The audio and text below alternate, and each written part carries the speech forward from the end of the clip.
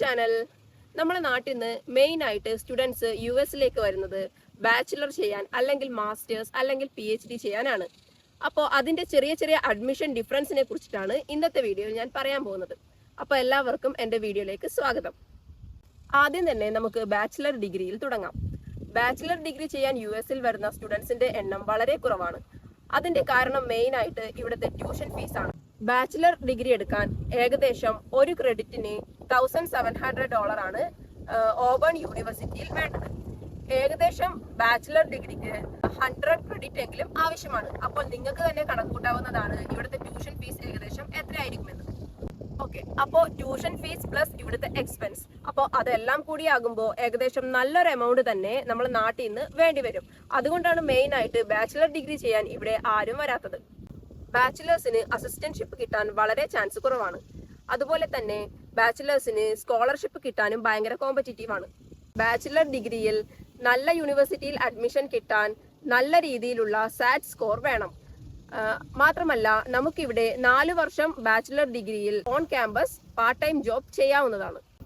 ബാച്ചിലേഴ്സിന് വരുന്നവരുടെ എണ്ണം വളരെ കുറവാണെങ്കിലും മാസ്റ്റേഴ്സിന് വരുന്ന സ്റ്റുഡൻസിന്റെ എണ്ണം വളരെ കൂടുതലാണ്. മാസ്റ്റേഴ്സിനും ട്യൂഷൻ ഫീസ് കൂടുതലാണ്, എന്നാൽ അസിസ്റ്റന്റ്ഷിപ്പ് കിട്ടാനുള്ള ചാൻസും കൂടുതലാണ്.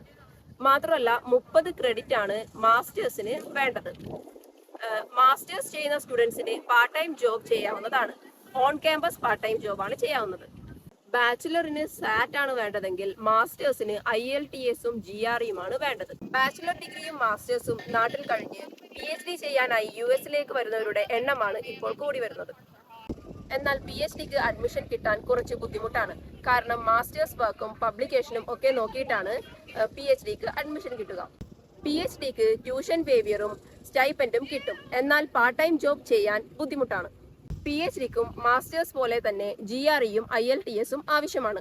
എന്നാൽ പല യൂണിവേഴ്സിറ്റിയിലും ഇപ്പോൾ GRE ഒഴിവാക്കിയിട്ടുണ്ട്.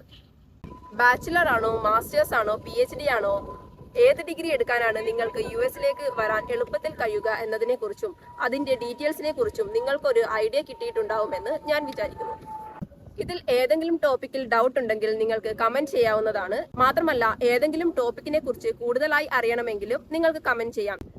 മാസ്റ്റേഴ്സ് എക്സ്പീരിയൻസിനെ കുറിച്ചും PhD എക്സ്പീരിയൻസിനെ കുറിച്ചും സ്റ്റുഡൻസ് പറയുന്ന വീഡിയോസ് ഞാൻ ഇതിനു മുമ്പ് അപ്ലോഡ് ചെയ്തിട്ടുണ്ട്. കണ്ടു നോക്കാത്തവരാണെങ്കിൽ കണ്ടു നോക്കുക. അപ്പോൾ ഇത്രയേ ഉള്ളൂ ഇന്നത്തെ വീഡിയോ. എല്ലാവർക്കും വീഡിയോ യൂസ്ഫുൾ ആകുമെന്ന് വിചാരിക്കുന്നു. വീഡിയോ കണ്ട എല്ലാവർക്കും താങ്ക് യു സോ മച്ച്.